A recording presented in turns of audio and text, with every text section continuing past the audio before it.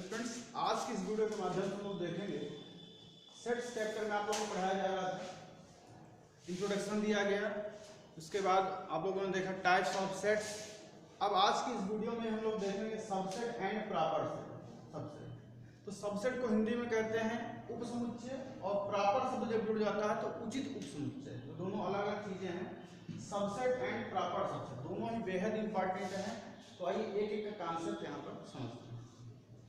देखिए, जैसे कि आप देख रहे हैं यहाँ पर लिखा हुआ सबसेट यानी कि उपसमुच्चय। जैसे विद्यालय में आप देखते हैं प्रधानाचार्य है तो फिर उप प्रधानाचार्य है, प्रधानमंत्री हैं तो उप प्रधानमंत्री हैं, राष्ट्रपति हैं तो राष्ट्रपति हैं, मुख्यमंत्री हैं तो उप मुख्यमंत्री हैं। तो उसी प्रकार से समुच्चय के साथ में उप समुच्चय जोड़ देने का मतलब हो जाता है कि कुछ ना कुछ क्वालिटी जो है, अधिकार जो है डाउन कर दिए गए। यानी जितने अधिकार राष्ट्रपति के उतने अधिकार तो उपराष्ट्रपति के नहीं होंगे, ये तो जाहिर सी बात है। तो कुछ ना कुछ कम होंगे, तो वैसे ही कुछ ना कुछ क्वालिटीज कम हो गई होंगी, तभी उसको उपशब्द नाम दिया गया। तो आइए मैथमेटिक्स के, ये तो खैर केवल शाब्दिक अर्थ की हम बात कर रहे थे, तो मैथमेटिक्स में शाब्दिक अर्थ से नहीं, जबकि हमें डिफिनीशन से उसको याद करना चाहिए। यहाँ से लिखा हुआ कि समुच्चय ए के सभी अवयव समुच्चय बी में उपस्थित हैं। यदि ऐसा है कि दो समुच्चय हैं ए और बी, एक समुच्चय ए और एक समुच्चय बी है, और ए में जितने भी अवयव हैं वो सभी के सभी कहाँ पर विद्यमान है, बी में विद्यमान है। तो उस स्थिति में हम क्या कहेंगे, ए को बी का उपसमुच्चय कहें, A is the subset of B. लिखने का तरीका ये है, ए और इस प्रकार से ये जो आपको बताएंगे, ये ऐसा चिन्ह लगा देते हैं। तो इस चिन्ह को हम लगा देंगे, इधर सबसेट लिखा जाएगा और इधर जो आपका सेट हो जाएगा। इसमें आप क्रम नहीं बदल सकते कि इधर इसको कर दीजिए, इसको इधर कर दीजिए, ए को इधर कर दें, बी को इधर कर दें, तो फिर गलत हो जाएगा। स्थान निर्धारित है। इसके लेफ्ट साइड में आपको सबसेट को लिखना है और राइट साइड में जिसका जो सबसेट है उसको लिखना है, सेट को लिखना है, ठीक है। और रीड करने का तरीका क्या है, A is the subset of set B, या हिंदी में कह सकते हैं समुच्चय ए बी का उपसमुच्चय। तो आपको ध्यान में आ रहा है कि ये एक चिन्ह यहाँ पर लगा हुआ है, इसको चिन्ह को हमने क्यों लगाया है और इस चिन्ह को क्या कहते हैं, तो जरा देखिए, इसके बारे में यहाँ बता दिया जाए। एक चिन्ह आपने ये देखा, ये क्या है, इंप्लाइज। इस चिन्ह की भी उपयोगिता है, इसको हिंदी में कहते हैं इंगित करता है।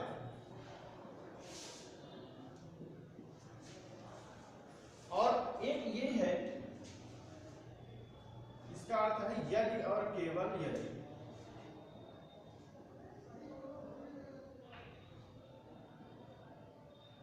यानी इफ एंड ओनली इफ, या इसको हम लोग आई डबल एफ लिख देते। तो अगर आई डबल एफ लिखा हुआ तो उसका मतलब क्या है, इफ एंड ओनली इफ। अब देखिए, दोनों का काम अलग है, इसका काम अलग है और इसका काम आपका अलग है। ये क्या है, एक दिशा की ओर बता रहा है और इसमें चिन्ह जो है दोनों दिशाओं की तरफ लगे हुए हैं। तो इसलिए एक दिशा की ओर इंगित करता है और ये दोनों दिशाओं की तरफ इंगित करता है। तो वन वे इंप्लीकेशन है, ये टू वे इंप्लीकेशन है। मतलब इस चिन्ह की अगर इधर कोई बात लिखी हुई है तो उससे जो निष्कर्ष प्राप्त होगा वो इधर लिखा जाएगा। अगर इधर कोई बात लिखी गई उसका निष्कर्ष इधर लिखा जाएगा। और अगर ये चिन्ह लगा हुआ है, इसका मतलब क्या हुआ, इधर जो बात लिखी है उसका निष्कर्ष ये है और इधर जो बात लिखी है उसका निष्कर्ष ये है। जबकि इसमें ऐसा नहीं, इसके लेफ्ट में जो बात लिखी होगी उसका निष्कर्ष राइट में लिखा जाएगा, लेकिन इसका अर्थ ये नहीं कि राइट में जो लिखा हुआ उसका निष्कर्ष लेफ्ट वाला।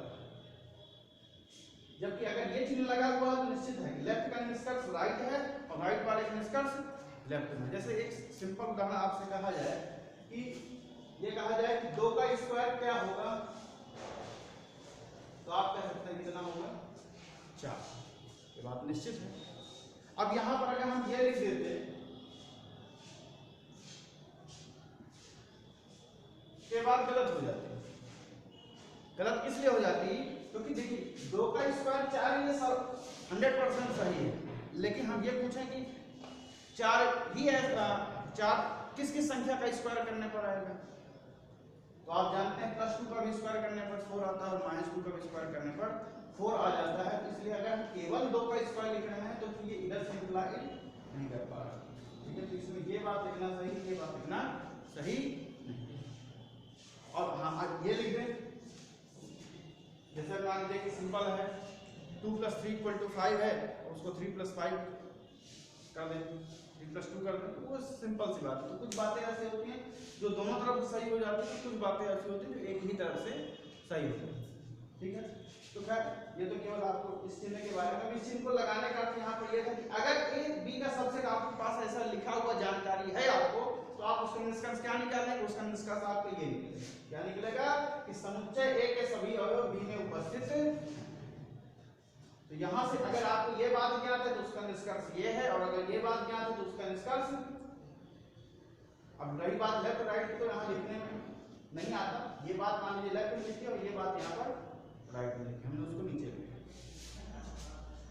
अब यहाँ कुछ एग्जांपल्स भी दिए गए हैं, जैसे कि आप देख सकते हैं ए एंड बी। ए में आप कितने अवयव हैं? 2 अवयव हैं, 2 और 3, और बी में कितने अवयव हैं? 1 2 3, 3 अवयव। तो आप देख सकते हैं कि एक में जितने भी अवयव हैं सभी बी में विद्यमान हैं।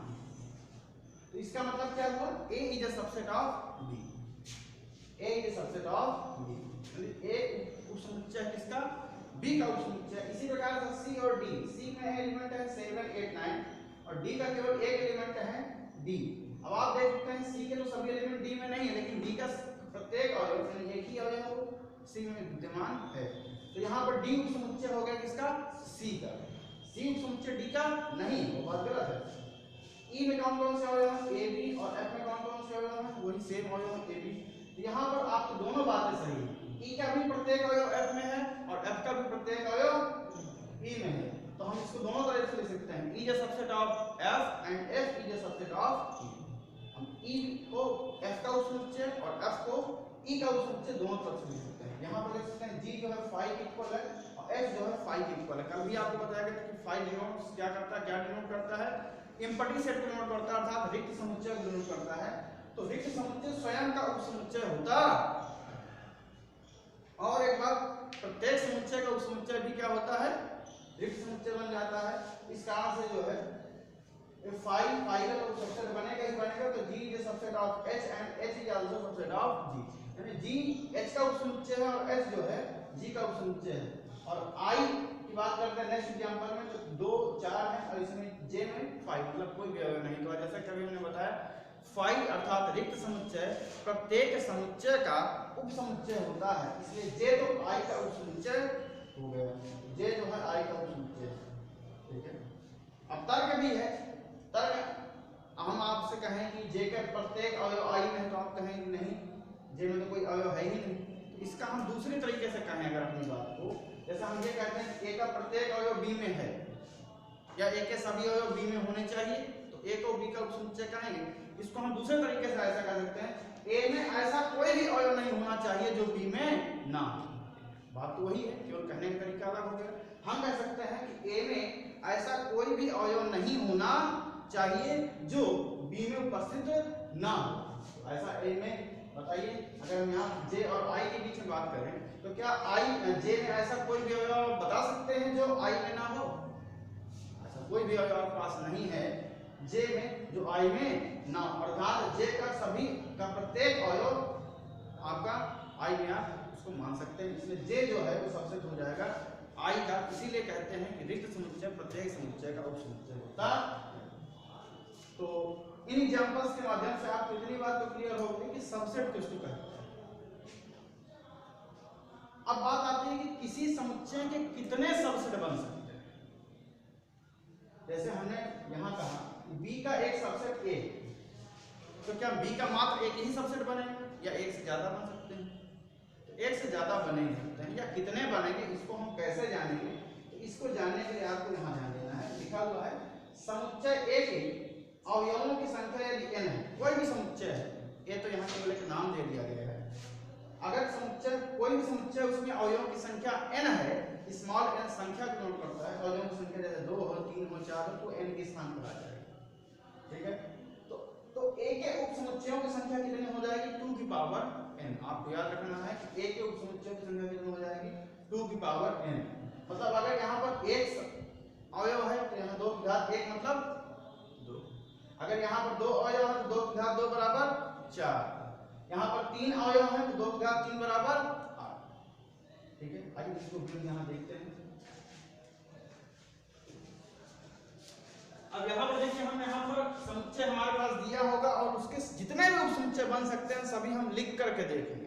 अब ऐसा तो आपको विश्वास नहीं होगा ना कि पता नहीं कह दिया गया कि 2 उपसमुच्चय बनेंगे, 8 उपसमुच्चय बन रहेंगे, पता ना कैसे बन रहे हैं, हमको भी तो लिखना आना चाहिए। तो देखिए यहाँ पर लिखने का तरीका बताया गया है आपको कि समुच्चय ए जैसे दिया गया है जिसके एलिमेंट है 1 और 2, गिनती में कितने हैं 2। अगर इस सूत्र का प्रयोग करें हम तो n के स्थान पर कितना है 2 और 2 की घात 2 बराबर 4, तो कितने उपसमुच्चय बनने चाहिए 4। अब देखते हैं कौन कौन से 4 बनते हैं।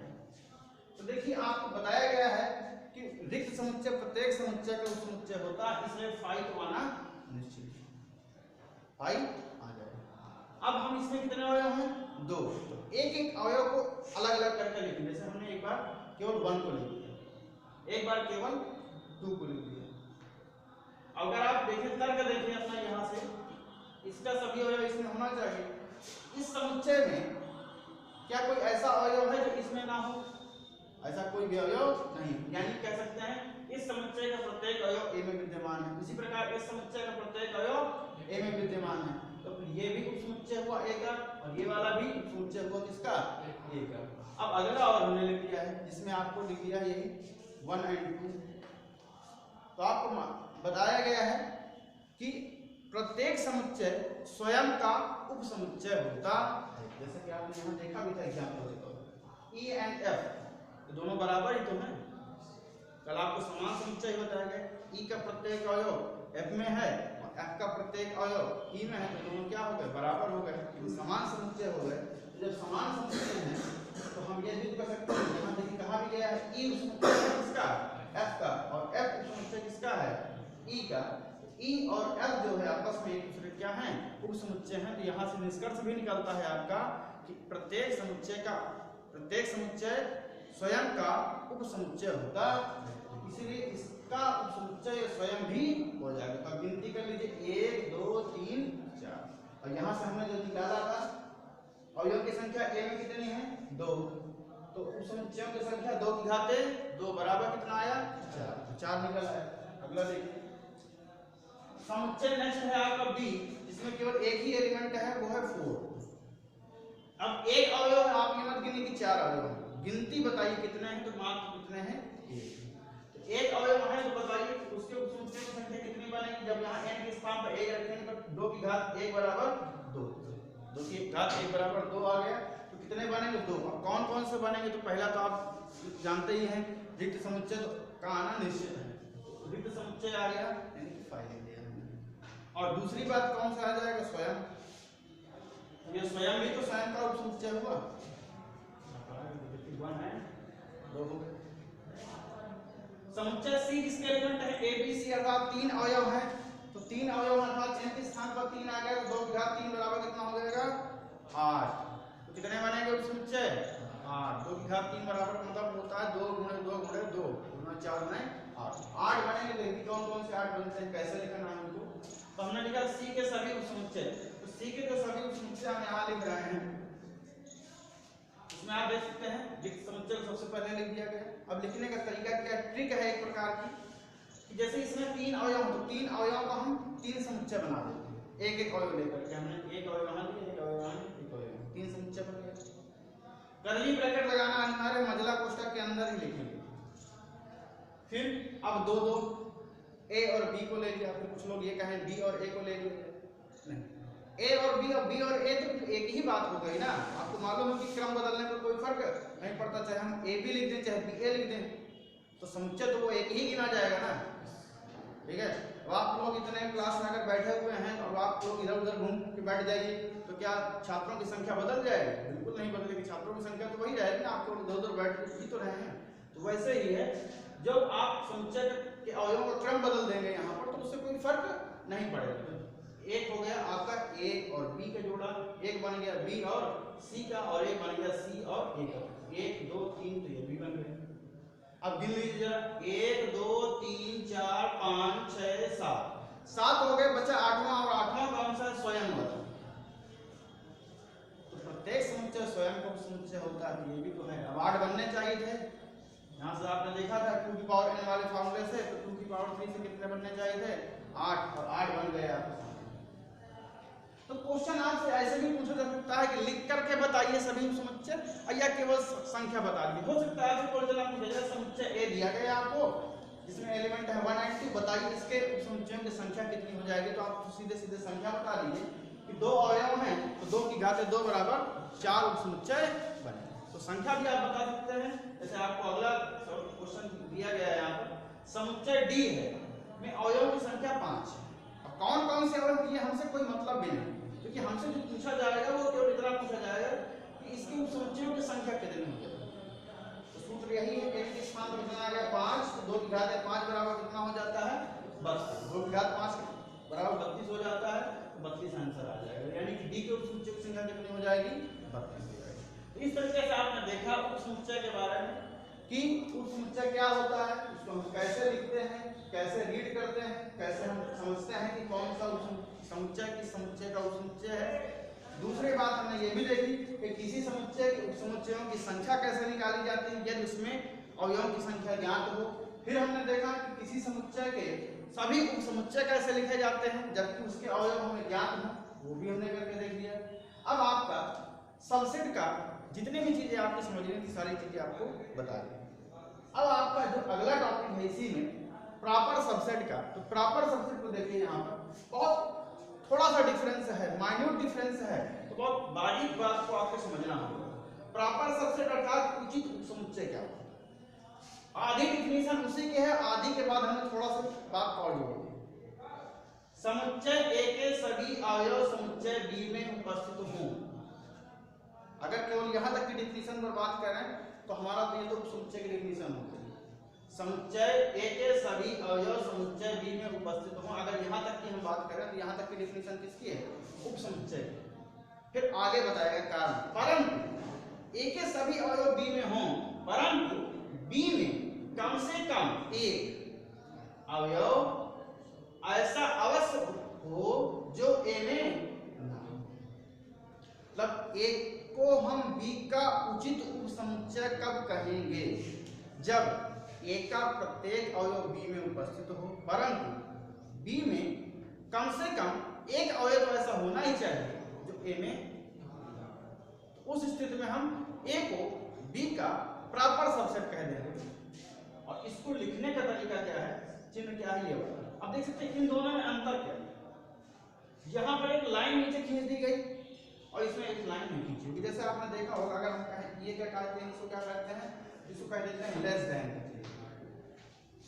और कहेंगे ये किसका चिन्ह है तो लेस देन और इक्वल टू, मतलब बराबर भी हो सकता है। यहाँ देखिए बराबर वाला कॉन्सेप्ट आ रहा है ना, अरे भाई ई और एफ आपस में बराबर है फिर भी तो हम उनको कह रहे हैं ना कि सब उपसमुच्चय हैं। तो यहाँ बराबर का कॉन्सेप्ट आ रहा है, इसी कारण यहाँ पर एक लाइन नीचे खींची गई है। और यहाँ पर जब आपको केवल ये चिन्ह लगा होता तो क्या आ जाता लेस देन, मतलब बराबर नहीं हो सकता। तो इसीलिए यहाँ पर भी लाइन नहीं खींची हुई है। आपको इस तरीके से याद कर लेना है कि इस प्रकार का चिन्ह अगर लगा होगा तो प्रॉपर सबसेट का है अर्थात उचित उपसमुच्चय का है, और इस प्रकार का जो चिन्ह है वो आपका उपसमुच्चय का चिन्ह है। ठीक है, तो A is the proper subset of B. ठीक है, अब इसके हम उदाहरण पर भी गौर करते हैं, क्योंकि बिना उदाहरण के आपको बातें क्लियर नहीं होगी। फिर इन्हीं उदाहरण पर हम गौर करते हैं।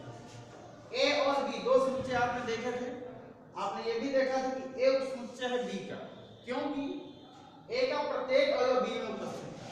पर क्या ये बताइए कि बी में कोई ऐसा अवयव है जो ए में ना हो? बिल्कुल है, वो कौन है? 1। तो हमारी डिफिनेशन के अनुसार क्या है, कम से कम एक अवयव होना चाहिए, तो 1 एक अवयव तो इसमें ऐसा है जो इसमें नहीं है। तो फिर ए उपसमुच्चय है बी का और ए भी उचित उपसमुच्चय भी है बी का। ए को हम बी का उपसमुच्चय भी कहेंगे और ए को बी का उचित उपसमुच्चय भी। ठीक, दूसरी बात यहाँ देखें 7 8 9 के सी के एलिमेंट है और 8 है केवल डी का प्रत्येक अवयव सी में है, परंतु क्या सी में ऐसे का एक भी अवयव है जो डी में ना हो? बिल्कुल है। अरे भाई इसमें 8 है, इसमें क्या है 7 और 9 सी में ऐसे हैं जो डी में नहीं है। इस कारण से हम कह सकते हैं कि D is a subset of C and D C का उपसमुच्चय तो है और साथ ही साथ क्या है उसका उचित उपसमुच्चय भी है। उचित उपसमुच्चय समुच्चय में यही तो कहा गया कि इसका प्रत्येक अवयव इधर होना चाहिए, लेकिन इसका प्रत्येक अवयव इधर। अब जरा देखिए ई वाले ई और एफ, ई का प्रत्येक अवयव एफ में है, ई जो सबसे टॉप है, एफ का प्रत्येक अवयव ई में है, ई एफ ई जो सबसे टॉप ई। लेकिन इनको हमने क्या लिखा, देखिए जब हमने ऐसे चिन्ह लगा करके ऐसे तिरछी लाइन से क्रॉस कर देंगे तो मतलब क्या होगा, सबसेट नहीं है, उचित उपसमुच्चय नहीं है। ई जो है एफ का उचित उपसमुच्चय नहीं, ना ही एफ जो है ई का उचित उपसमुच्चय। क्यों? क्योंकि यहाँ पर देख सकते हैं ई का प्रत्येक अवयव एफ में है और एफ का भी प्रत्येक अवयव ई में है, इसलिए ई को एफ का उचित उपसमुच्चय नहीं कहा जा सकता और ना ही एफ को ई का उचित उपसमुच्चय कहा जा सकता। क्यों? कारण क्या है? क्योंकि कारण ये है कि ई और एफ आपस में क्या है, बराबर। तो आप याद रख लेंगे जब बराबर हो जाएंगे तो फिर उनको हम उचित उपसमुच्चय नहीं, अगर बराबर नहीं है तो फिर उचित उपसमुच्चय का गुण विद्यमान। ठीक है। फाइव जो रिक्त समुच्चय है उसका कोई भी उचित उपसमुच्चय नहीं बनता। रिक्त समुच्चय का कोई भी उचित उपसमुच्चय नहीं बनता। रिक्त समुच्चय का अगर उपसमुच्चय पूछा जाए तो रिक्त समुच्चय ही, लेकिन अगर पूछा जाए कि रिक्त समुच्चय का उचित उपसमुच्चय बताइए तो कोई भी, इसलिए आगे हमने कुछ नहीं। आई और जे पर गौर करें। हमने कहा था कि जे सबसेट है किसका, आई का, लेकिन लिखा भी हुआ है जे सबसेट ऑफ आई। जे उपसमुच्चय है किसका, आई का। और आगे क्या लिखा हुआ है, जे उचित उपसमुच्चय है आई का। क्योंकि आप देखते हैं परिभाषा के अनुसार अगर हम इसको लिख रहे हैं तो इसका मतलब क्या होना चाहिए, परिभाषा के अनुसार जे का प्रत्येक अवयव आई में होना चाहिए, वो बात सही है। और आई में कम से कम एक अवयव ऐसा हो जो जे में ना हो। तो बताइए जे में कितने अवयव हैं, इधर आई में 2 और 4 हैं, तो क्या ये जे में है? नहीं। इस परिभाषा के अनुसार जे उपसमुच्चय भी है आई का और जे उचित उपसमुच्चय भी है। तो मात्र एक उचित उपसमुच्चय में एक उपसमुच्चय कम है, कोई कौन सा, स्वयं बराबर। स्वयं का है या फिर बराबर का है, वही एक केवल कम हो जाता है।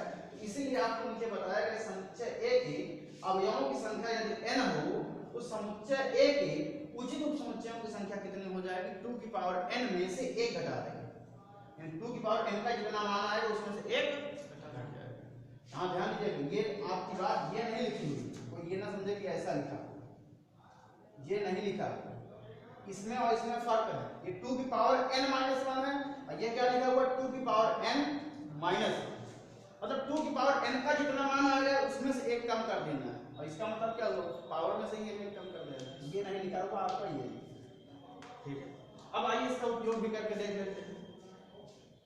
समुच्चय ए लिखा था आपके पास जिसके एलिमेंट हैं 1 और 2, इधर आपने उसका उपसमुच्चय लिखा, सभी उपसमुच्चय लिख लिए। अब इधर हम उसके सभी उचित उपसमुच्चय लिखेंगे, तो कौन सा उपसमुच्चय बाहर कर देंगे, कौन सा बाहर करेंगे, स्वयं वाला। तो स्वयं वाला अर्थात ये वाला हटा, तो 5 आ जाएगा, ये वाला आ जाएगा, और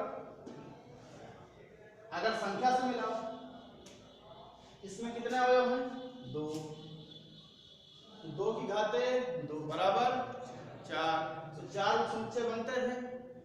उचित उपसमुच्चय में क्या करेंगे, 1 घटा देंगे। जरा बताओ 4 माइनस 1 बराबर कितना हो गया, 3, 1 2 बन गया 3। अगला देखिए बी में कितने अवयव हैं, मात्र 1। बी के सभी उपसमुच्चय कौन कौन से बने थे, ये 2 बन गए थे। अब इसके जब उचित उपसमुच्चय लिखेंगे तो स्वयं वाला हटा देंगे, ये वाला हटा देंगे, ये स्वयं है बराबर है, इसको हटा देंगे, केवल कितना बना 5। सूत्र से मिलाना चाहें तो सूत्र से भी मिला सकते हैं। और इसमें कितने अवयव हैं, 1, तो 2 की घाते 1 बराबर 2, कितने बने थे उपसमुच्चय 2। लेकिन जब उचित उपसमुच्चय की बात आ जाएगी तो 1 घटाना पड़ेगा, 2 की घात 1 माइनस 1 अर्थात 2 माइनस 1 बराबर 1, कितने बने उचित उपसमुच्चय 1।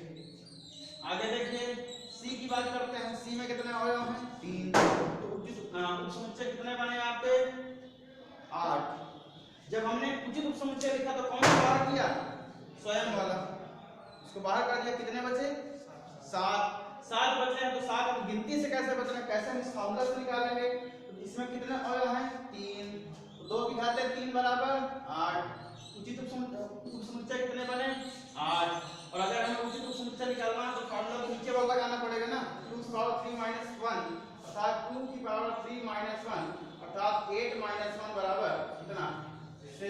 तो इसमें कितने हैं 1 2 3 4 5 6 7 है। केवल कौन सा हटा देना है स्वयं वाला आपको हटा देना, अर्थात बराबर वाला हटा देना। संख्या निकालने के लिए पूछा जाए जैसे कि आपको इसमें था डी में अवयव की संख्या कितनी थी 5, उप समुच्चय की संख्या कितनी निकली 2 की घात 5 बराबर 32 हो गया। लेकिन अगर उचित उप समुच्चय की संख्या पूछी जाए डी में 2 की घात 5 माइनस 1, 2 की घात 5 का मान 32, 32 से घटा दिए कितना बच गया 31 उप समुच्चय बनेंगे। ठीक है, तो इस वीडियो में आपको हमने बताया सबसेट के बारे में और प्रॉपर सबसेट के बारे में।